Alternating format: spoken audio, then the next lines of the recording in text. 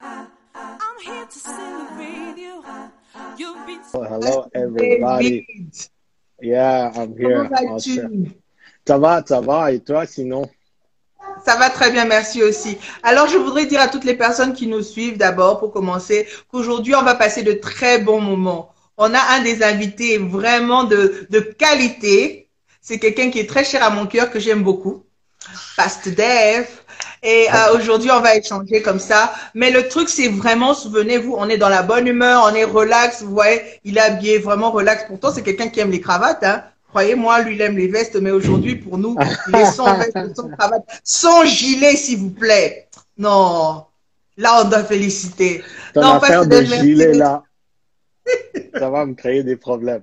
Non, mais merci de m'avoir hein, sur la chaîne et l'interview. Donc, on m'entend bien, ça va? Ça passe? On t'entend bien, mais je pense que si tu peux parler un peu plus fort, je crois, ou Un peu augmenter plus ton fort. volume, je sais pas. Attends, je vais voir. Ça va mieux comme ça? Ça va? Ou Oui, sinon, oui, ça va beaucoup mieux. ça va mieux, hein? Ça va, oui. Ok. Mais soit dit en passant, tu as une très bonne mine, hein, le confinement te va très bien. Ouais, merci. Bon, on est là, hein, on tient le coup, hein. Ok, mais dis-moi un peu, avant qu'on aille plus loin, parce qu'il y a des personnes qui sont en train de te suivre, je suis en train de parler, tu es cher à mon cœur, certes, mais il y a certaines personnes qui ne te connaissent pas. Donc, Mhm. qui est Pasteur David Chibambe? Ça, c'est une bonne question, mais bon, je vais essayer. Salut Sandrine, salut tout le monde. David Chibambe, pasteur. Bon, je crois que je suis le pasteur de l'Église de la Grâce. Je suis aussi musicien, chanteur, artiste. Non, mais je crois que généralement, j'aime juste limiter ça à juste un enfant de Dieu, quelqu'un qui aime Dieu et quelqu'un qui aime les gens. Et puis voilà, hein, en quelque sorte. Ok, ok. Mais dis-moi un peu, si tu devais te décrire en une phrase, qu'est-ce que tu dirais de toi? Hmm. En une phrase. Euh, Ça, c'est une bonne question. Je suis en train de réfléchir. Si je dois me décrire en une phrase, je dirais que En une phrase. about me. Juste, j'existe pour ajouter ou apporter quelque chose de différent ou de spécial aux gens. J'aime apporter un plus à la vie des gens. Mhm. Donc, c'est un peu en quelque sorte ce que je peux dire sur moi, hein. Bon, en une phrase, c'est compliqué. Là, j'interprète d'anglais en français, donc voilà. Ok, ça va. Mais je crois qu'on comprend. Mais dis-moi Mhm. encore, je ne sais pas si c'est un truc des pastes dit, où vous aimez impacter les vies des gens. C'est votre spécialité. Mais bon, anyway, peu importe. Dis-moi un peu, qu'est-ce qu'il y a chez toi que les gens ne savent pas? On te voit sur la chair, on te voit, on voit tes photos, on voit ce que tu postes, mais qu'est-ce qu'il y a chez toi que les gens ne savent pas? Qu'est-ce que tu peux nous dire Euh, aujourd'hui que les gens ne savent pas sur toi?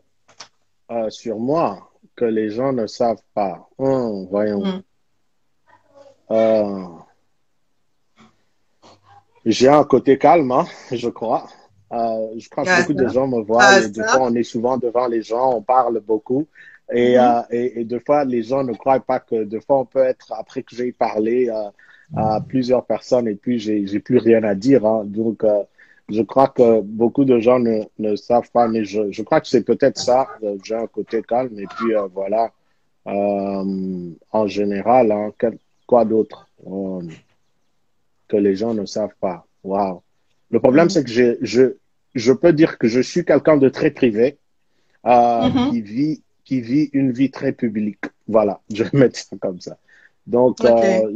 ouais, j'aime la discrétion, mais bon, ma vie, elle est publique. Donc, voilà.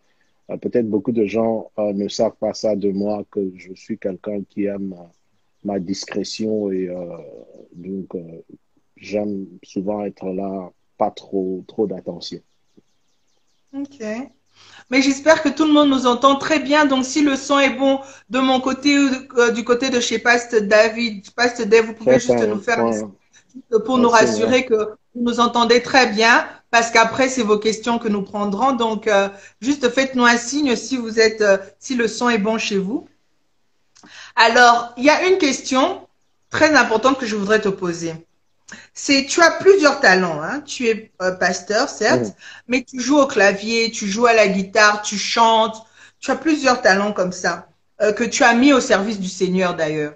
Mais Mhm. qu'est-ce que tu diras à une personne qui a autant de talents, mais qui a peur de servir le Seigneur? Tu vois, avec des fois cette idée comme quoi, quand tu sers dans le service du Seigneur, il n'y a pas d'argent.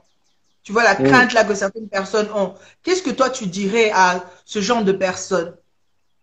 Je crois que je les encouragerais. Je crois que Dieu nous a donné chacun un talent. Et Mhm, la première des choses, je crois que je peux diviser. Je vais essayer d'être très court, hein. Mais ce que mhm, je peux dire, c'est la première des choses, c'est d'abord, découvrir son talent. mhm, Et puis l'améliorer dans le sens où vous perfectionnez son talent. Parce qu'avoir un talent, ça ne veut rien dire. Je te donne un exemple. Si, par exemple, je prends une balle de basket, je mets dans mes mains, et je prends la même balle de basket, je mets dans les mains de Kobe ou bien de Michael Jordan. Cette balle de basket, pour moi, c'est une balle de 15 dollars. Mais pour lui, c'est des milliers de dollars. Pourquoi? Parce qu'il a pris le temps de performer. Donc, la première des choses, c'est de performer votre talent et de faire à ce que vous arrivez au top de votre don. Mais la deuxième chose aussi, c'est de l'exposer. L'exposer, et généralement, quand vous l'exposez, le même exemple, si aujourd'hui, on prend Michael Jordan et moi, et on me donne une balle et on demande, vous allez parier sur qui? Et je suis sûr que tout le monde va choisir Michael Jordan. Mais si on dit à Michael Jordan d'avoir le ballon et de ne rien faire, et qu'on me donne, moi, pour que je commence à shooter, donc ça peut me prendre 2 ou 3 tentatives, mais moi, j'aurai atteint mon but et lui ne l'aura pas fait. Pourquoi? Parce qu'il l'a gardé. Alors, c'est ça les deux choses. Maintenant, par rapport à Dieu, je crois que la première des choses avec Dieu ne serait pas de venir ou de faire l'argent, mais ce serait de servir les gens. Savoir que ce don que j'ai ne m'appartient pas, il appartient à Dieu et il appartient aux gens. Et quand je l'ai reconnu, je l'ai amélioré et que je commence à l'exposer, avec le temps, Dieu va commencer à me bénir. Les gens vont commencer à investir en moi. Donc, en même temps, ils ne vont pas vraiment me payer pour mon don, mais ils vont me payer pour le temps que j'ai passé à développer ce don-là. Donc, j'encourage tout le monde en se disant que dans les choses de Dieu, il n'y a pas d'argent et toutes ces histoires-là. Mais je crois que quand on développe ça au-delà seulement de l'argent, on devient quelqu'un de valeur et les gens maintenant suivent cette valeur qui est en vous. Et voilà, je crois que c'est en quelque sorte, pour ne pas être très long, c'est que ce qui serait ma réponse par rapport à ça. Je vais dire comme pasteur dit, mon pasteur dit, it's good, it's good. Non, dis-moi un peu. Non, it was good. It was really good. Thank you. Quelle est la chose dont tu es le plus fier? Deux choses. La première, je dirais le fait de... Quelqu'un a dit les dates les plus importantes de ta vie, c'est le jour où tu es né et le jour où tu découvres pourquoi. Je crois Mhm, que 3 ans, j'ai rejoint le groupe John Maxwell et ça a donné un sens à ma vie. Du coup, j'ai réalisé que j'étais né pour ça, que j'aimais aider les gens, servir. Donc, le fait d'avoir rejoint, je crois que c'est la chose pour laquelle je suis fier. Et puis la deuxième chose, c'est après Jésus, c'est le choix que tu fais, donc le choix de ma femme. Donc toi, tu en connais un peu plus, mais je vais m'arrêter là. Donc voilà les deux choses pourquoi est-ce que pour lesquelles je suis, very proud of my John Maxwell, what I do, and the person that I get to spend the rest of my life with. ok, ok. Et quel est ce plus? Ça, c'était une question que je prends à cause de la réponse que tu me donnes. Mais le plus de faire partie de l'équipe de John Maxwell, quel est le plus Euh, que je que ça t'apporte? Je crois que c'est que ça m'apporte, ça m'expose à une réalité que je ne connaissais pas ou que je n'avais pas avant. Mais aussi, ça m'a ouvert cet esprit de voir que je pouvais faire les deux ensemble, que j'étais un communicateur et être en mesure d'atteindre des gens qui ne mettront peut-être jamais leurs pieds dans mon église et apporter un message sur leurs valeurs et sur les faire voir qu'ils ont aussi quelque chose qu'ils ont reçu de Dieu et qu'ils peuvent être le meilleur d'eux-mêmes. Ok, ok. Et merci. Mais dis-moi un peu, en ce moment, nous sommes en train de traverser cette période de pandémie, tu vois. Mhm, C'est mondial, hein. mhm. Donc partout. Mais quel est l'enseignement que toi tu tires de cette pandémie? Qu'est-ce que Bon, tu voudrais attirer, tu voudrais attirer l'attention des gens par rapport à quelque chose? C'est quoi l'enseignement que tu tires et que tu voudrais partager avec les gens par rapport à cette pandémie? pour être vrai, je suis encore en train d'essayer de comprendre.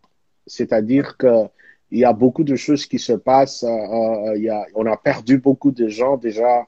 Je venais d'apprendre une nouvelle pas très bien qu'on a perdu encore quelqu'un d'autre. Donc j'essaie encore de comprendre. J'ai pas envie d'avoir l'air que non, Dieu m'a parlé, toutes ces histoires-là. Jusque-là, j'essaie encore de comprendre. Mais s'il y a une chose que je suis en train de voir, c'est que les choses ne seront plus les mêmes et qu'il y a un shift. Et ce shift, c'est pas seulement dans le corps de l'Église, mais c'est aussi dans la vie de tout un chacun. Il y a quelque chose, pour une première fois, tous, on est sur le même piédestal. On dit pied de quoi? Des- des- Destal, estal ou escal, je sais pas. Donc voilà, les Français ne m'en Un voulaient des pas. deux. On est sur un même, we're on the same pedestal. Hein. So, alors, aujourd'hui, celui que ce soit moi, que ce soit LeBron, que ce soit là, tous on est à la maison, on est en train d'essayer de comprendre et de se confiner. Mais je crois que ce qui est important pour moi, que je suis en train d'apprendre, c'est de voir comment maximiser ce temps, me rapprocher encore de Dieu et comprendre ce qu'il est en train de faire et devenir ouvert et prêt à avoir une perspective différente que celle que j'ai toujours eue par rapport à ça. Donc, c'est ça. C'est un processus.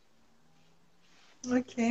Et j'ai vu quelqu'un, parce qu'on a parlé de John Maxwell tout à l'heure, et Mhm. tu as parlé de John Maxwell, moi j'ai continué avec ma question, mais il y a quelqu'un qui a dit, qui est John Maxwell? Donc, avant que j'ai la question qui suit, j'aimerais quand même que tu éclaircisses quand même les personnes qui sont en train de nous suivre par rapport à John Maxwell, parce que la question que je t'avais posée était de savoir une des choses qui te rend le plus fier, et toi tu as répondu que c'était d'avoir fait partie de l'équipe de John Maxwell. Maintenant, on veut savoir qui est John Maxwell. John Maxwell, en quelques mots, c'est un des, Time Magazine l'appelle un des gourous du leadership. J'aime son parcours. Pourquoi? Parce qu'il a commencé en tant que pasteur et puis après, il a créé une grande église et puis après, il est allé, il a extend son ministère et donc il a pu atteindre beaucoup de gens. Il enseigne sur le leadership. Il a une équipe de millions de gens et il a travaillé avec les présidents, les ministres, avec plusieurs personnes. Donc, en quelque sorte, John Maxwell, c'est un écrivain, un auteur, speaker, et qui travaille dans le leadership et en quelque sorte. C'est ça, John Maxwell. Ok. Mais je vais te poser une question que j'ai posée à l'un de mes invités précédemment, à Pastille. Mhm. C'est la question de la familiarité. Je voudrais avoir ton point de vue par rapport à ça.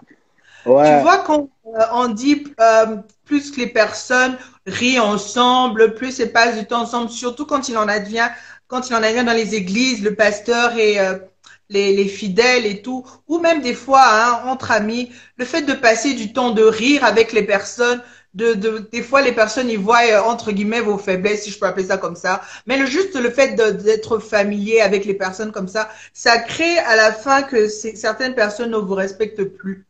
Qu'est-ce que tu Ouais. penses de cet avis? Parce que certaines personnes disent comme on a eu la réponse de Pasteur dit, qui lui nous prenait l'exemple de Jésus. Mais je voudrais pas qu'on se base sur ce que lui l'a dit. J'aimerais avoir ton point de vue parce que je veux avoir le point de vue de différentes personnes par rapport à cette question. Parce qu'il y a des vents qui disent, il faut cette familiarité, il faut être proche les uns des autres. Il y a d'autres qui disent, il faut des barrières, il faut des limites. On s'arrête quelque part, on peut rire jusqu'à A, B, C, mais quand on arrive à D, non, non, non, on ne rit plus. Il y a un niveau qu'il faut, tu peux plus t'approcher. Qu'est-ce que toi tu en penses? Je crois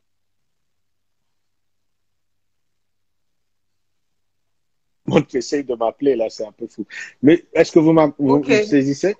Ok, voilà. C'est que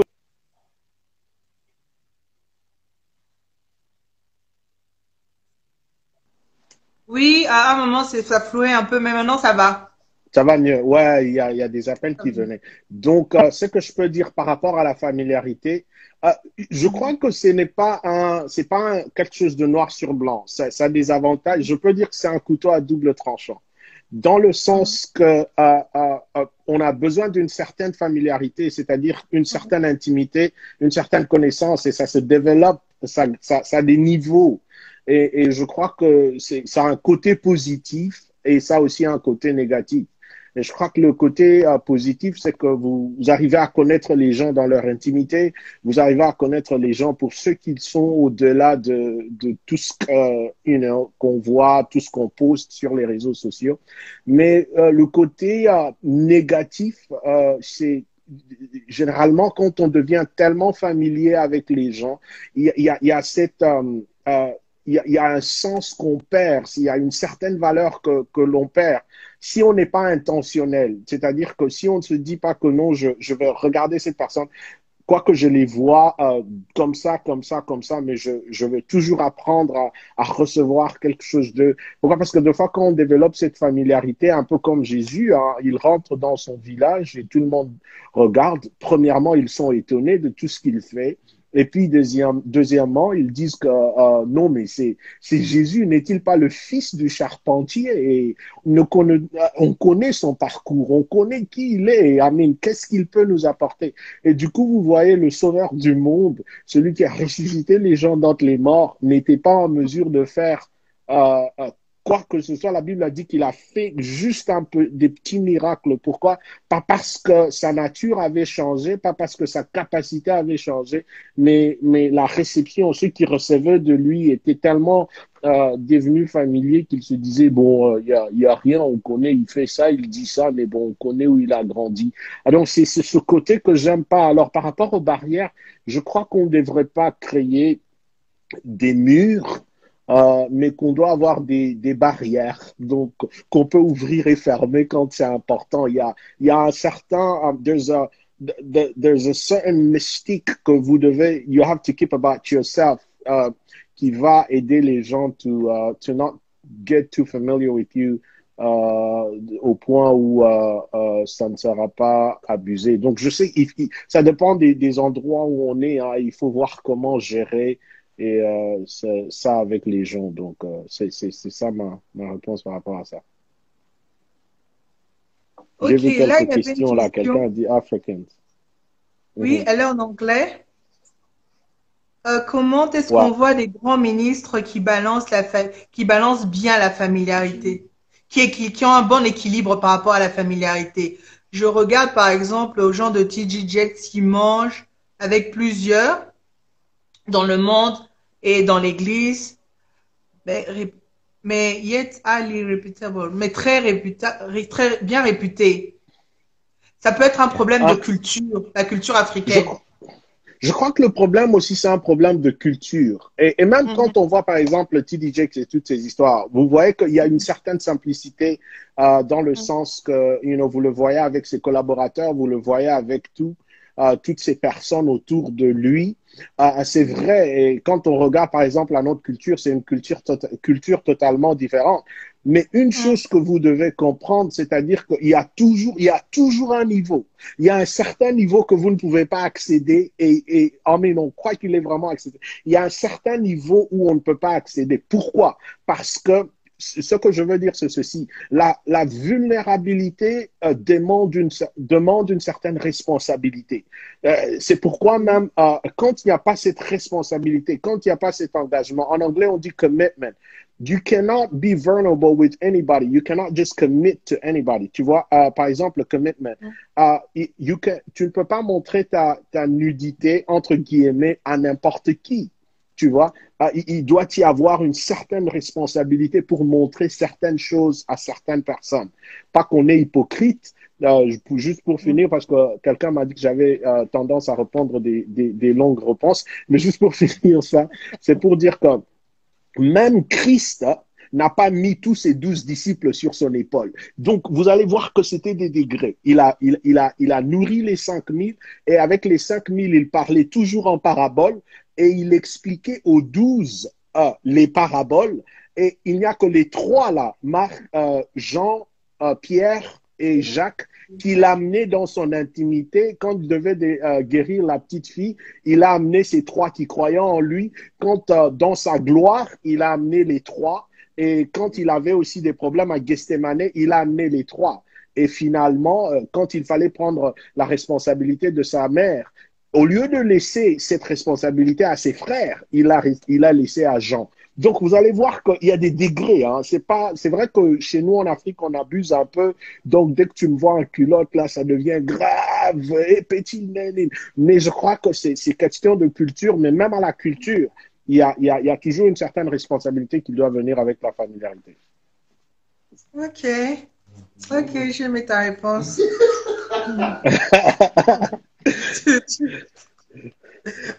T'as dit quoi? Tu entends mon public qui rit, hein? Ouais, j'entends ton public dans le background. Vraiment. Donc, si tu devais, dis-moi un peu, si tu devais quitter ce monde, et qu'est-ce que tu voudrais que les personnes retiennent de toi? La première chose que j'ai je les ai fait voir quelque chose où j'ai amené un certain plus dans leur vie.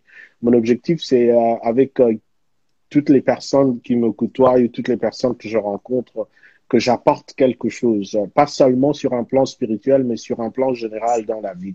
Apporter un plus, peut-être donner une opportunité, to make them laugh, ou bien faire ceci ou faire cela. Donc, si on doit se rappeler de quelque chose, je ne sais pas comment dire ça en français, but I made them feel valuable. Donc, je les ai fait sentir qu'ils avaient de la valeur. Voilà, qu'ils avaient de la valeur. I made them feel valuable. Ah, c'est important. J'ai une autre question ici qui dit qu'est-ce que tu penses des hommes de Dieu qui deviennent des stars et qui ne répondent même plus aux appels, je crois, aux appels téléphoniques des gens? Le problème, c'est une question des gens, une question de, a personal question, tu vois, un peu dans le sens, c'est un peu comme quand les gens disent que l'argent change les gens. L'argent ne change vraiment pas les gens. L'argent révèle ce que les gens étaient auparavant. Je crois que par rapport à certaines personnes, certains hommes de Dieu qui deviennent des stars après, c'est deux choses. C'est à deux volets.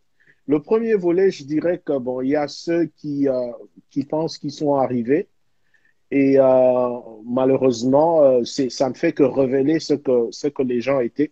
Quelqu'un a dit que tu connaîtras vraiment ce que quelqu'un est, pas dans la misère, mais quand tu lui donnes un peu d'autorité. C'est là que leur vraie personne se révèle. Mais le deuxième angle aussi, ça veut dire qu'à un certain moment, vous devenez tellement exposé, malheureusement, que vous ne savez pas qui vient pourquoi. Et il faut qu'on se le dise. Il y a des gens qui viennent dans votre vie parce qu'ils vous veulent du bien, ils veulent voir comment vous évoluez, mais il y a aussi des gens qui viennent dans votre vie parce qu'ils vous veulent du mal. Alors, donc, on balance les deux. C'est juste un problème de personnalité, de caractère, mais aussi de balance, je crois, en quelques termes. Ok. Et Il y a Comment une découvrir question son là talent? aussi, avant de prendre mon avant-dernière question. Une question, c'est comment découvrir son talent? Je crois que le moyen le plus simple que je dirais, la première des choses, c'est que euh, euh, comment je peux dire? J'essaie d'interpréter. The first thing is, um, quelles sont les choses pour lesquelles vous êtes passionné, premièrement? Quelles sont vos passions? Alors, chacun, on a des passions qui sont dedans de nous, des choses qu'on aime, et vous allez voir que deux fois, ces passions sont une indication des choses, des talents que vous avez. Hein. Tu vois, par exemple, euh, les gens diront que, oh non, comment est-ce que tu as découvert? Moi, j'aimais la musique, j'aimais le piano, ça, j'ai développé comme ça. La deuxième chose, il ne faut pas seulement se limiter à, à la passion, mais aussi quelles sont les facilités que vous avez. Qu'est-ce qui vous vient facilement? Parce que votre talent, il est au-dedans de vous. Chacun a quelque chose ils ne font pas trop d'efforts. C'est vrai qu'ils doivent développer, mais qui vient facilement. Je donne un exemple. Par exemple, il y a des gens qui sont passionnés pour le chant, mais le chant n'est pas passionné pour eux. Si vous voulez, suivez South Africa Got Talent ou America Got Talent, vous allez voir que quand vous entendez certaines personnes faire certaines choses, vous vous dites que, oh, tu vois. Mais je crois que la première des choses, c'est découvrir c'est quoi sa passion. Deuxièmement, c'est qu'est-ce qui vient avec on a la facilité de faire certaines choses. Et puis, le point le plus important que j'allais oublier, c'est de prier aussi, de voir, Seigneur, qu'est-ce que tu as mis en moi? Aide-moi à découvrir ce qui est au-dedans de moi. Mais ça se résume, pour être facilement, pour résumer ça facilement, c'est tes passions, la chose pour laquelle tu as des facilités. Oh, la troisième chose aussi, ce qui te dérange. Généralement, ce qui nous dérange est une indication de notre talent ou d'une réponse qu'on doit amener. Parce qu'il y a certaines choses que quand vous regardez, je suis sûr, je crois que c'est Pasteur Gaylord qui a dit ça quelque part à une conférence. Il dit que celui qui a créé l'avion, c'est parce qu'il était fatigué. Fatigué de quoi? On est toujours là, ça va? Tu m'entends Oui, toujours? c'était coupé un moment. Maintenant, ça va, oui. Ouais, je voulais dire que celui qui a créé l'avion ou celui qui a créé la voiture, c'est quelqu'un qui était fatigué de marcher et qui voulait trouver une solution. Donc, les choses qui vous fatiguent, les choses qui vous dérangent, je crois que au-dedans, il y a un certain appel qui vous dit que non, ça, c'est quelque chose que vous devez changer. Par rapport à moi, il y a certaines, ayant grandi dans l'église, il y a certaines choses que je regardais qui m'énervaient. Et je ne voulais, en tant qu'enfant de pasteur, je ne voulais rien, I didn't want anything to do with it. Mais après, j'ai découvert que peut-être Dieu m'appelle, peut-être je suis la seule personne qui m'en rend compte parce que je dois changer ces choses. Donc, c'est un peu en quelque sorte ces trois choses. Premièrement, ta passion. Deuxièmement, les choses pour lesquelles tu as la facilité de faire. Et puis, troisièmement, les choses qui te portent à cœur, les choses que tu veux changer, les choses qui te fatiguent. Mhm. Ok. Bon, je te pose maintenant mon avant-dernière question avant de couper. Ouais. Euh, En fait, j'ai trois choses ici que je voudrais te montrer. C'est Mhm. un micro. Trois objets. Mhm. J'ai un micro, Ouais. j'ai un désinfectant. Ouais. On est en période de corona, donc tout le monde a des désinfectants. Désinfectant. Et j'ai des câbles avec de l'eau. J'ai de l'eau. Donc j'ai un micro, Mm. un désinfectant et de l'eau.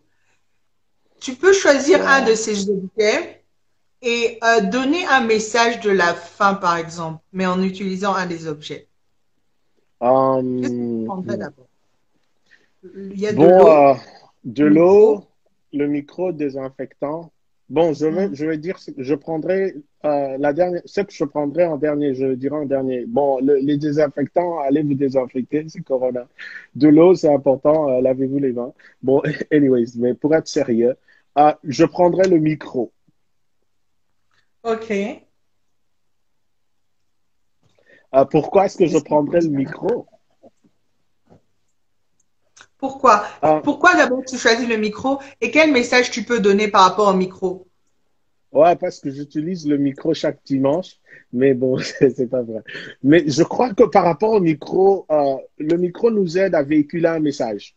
Mhm. Et je crois que chaque vie est un message. Donc, dans chaque personne, je veux dire à quelqu'un qui me suit, ta vie est un message. So, your life is a message. Il y a quelque chose, il y a une certaine particularité que Dieu t'a donné. Il y a une histoire qui doit être, that has to be told, qui doit être dite par rapport à ta vie. Et donc, quand je pense au micro, ça me rappelle que ma vie est un message, que premièrement, je dois faire attention à comment est-ce que je la vis. En me disant que quel message est-ce que je suis en train de véhiculer, mais aussi, deuxièmement, ça me permet à atteindre des gens que peut-être je ne pourrais pas, que je ne connaîtrais même pas. Pourquoi? Parce qu'il y a un message dedans de moi que Dieu a mis, qui est une réponse à la question ou au problème de quelqu'un. Donc voilà. Ok, merci beaucoup, pasteur. En ce qui me concerne, moi, j'ai fini avec mes questions. On va arrêter là, mais j'ai une question que je suis en train de voir que je trouve intéressante et que je voudrais te poser parce que je pense qu'il y a plusieurs personnes. Je crois que j'ai essayé de poser cette question au début, mais celle-ci a été reformulée d'une manière différente. Elle dit, qu'est-ce que tu fais quand tu suis ta passion? Tu te rends compte que tu as un talent, mais cela ne te rapporte pas d'argent. Qu'est-ce que tu fais?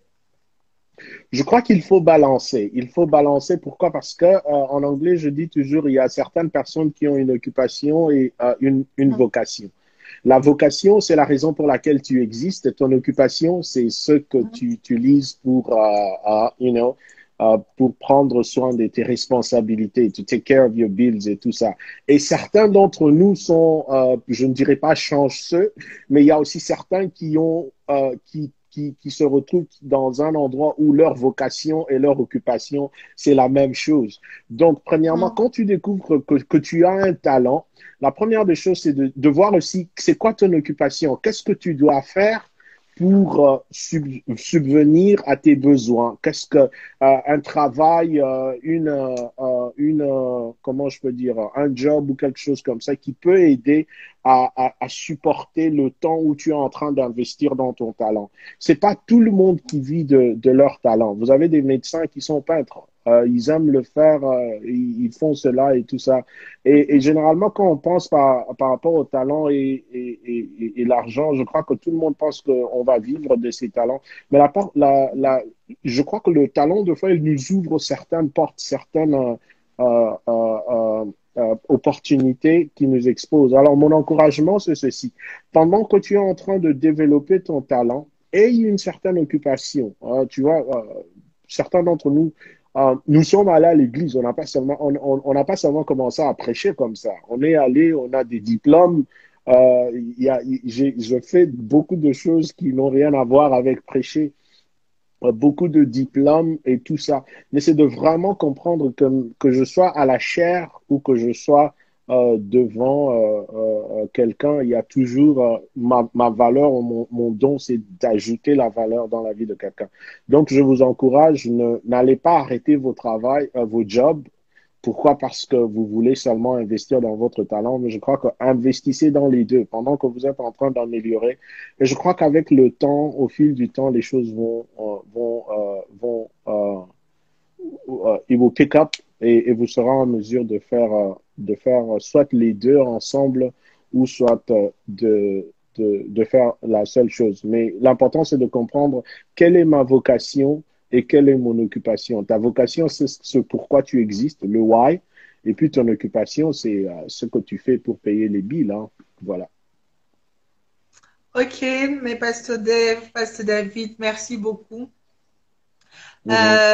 Pour ton temps, merci beaucoup pour ta sagesse, merci beaucoup pour la personne que tu es. On a passé, en tout cas, personnellement, j'ai passé de très bons moments. J'ai aimé ta façon de répondre. J'ai toujours aimé comment tu parles de toutes les façons. Donc, merci. Donc, beaucoup de bonnes choses à toi. Merci beaucoup. J'espère que les personnes qui suivent aussi ont aimé. Bon, il y a certaines questions. Je pense que je vais envoyer ça à Pasteur Dev comme le fait de porter des bagues là. Je pense que je vais emmener ça directement à Pasteur Dev en privé. Et comme je connais Hervé, donc je vais te renvoyer la réponse en privé. Mais sinon, merci beaucoup. Que Dieu vous bénisse tous. Que Dieu te bénisse particulièrement, Pasteur Dev. Merci pour tout. Et all the best. Le meilleur pour l'avenir. Parce qu'il y a de grandes choses pour toi. durant cette année, les années qui arrivent. Donc, tu as toutes nos bénédictions and we love you so much. Que Dieu te bénisse et te comble. Merci, merci de m'avoir invité. C'est aussi c'est mon premier IG, tu vois, mon premier IG live et donc je l'ai fait avec toi, donc c'est un honneur. Et merci pour tous ceux qui sont venus, qui nous regardent de partout. Merci pour votre support, votre soutien. Merci. Si j'ai une dernière chose que je peux dire, c'est juste rappeler à tout le monde, à toutes les personnes qui nous suivent. Je veux te laisser avec ceci en te disant tu es né un original ou une originale, ne meurt pas comme une copie. Donc, réfléchis, pense-y. Tu as quelque chose de particulier.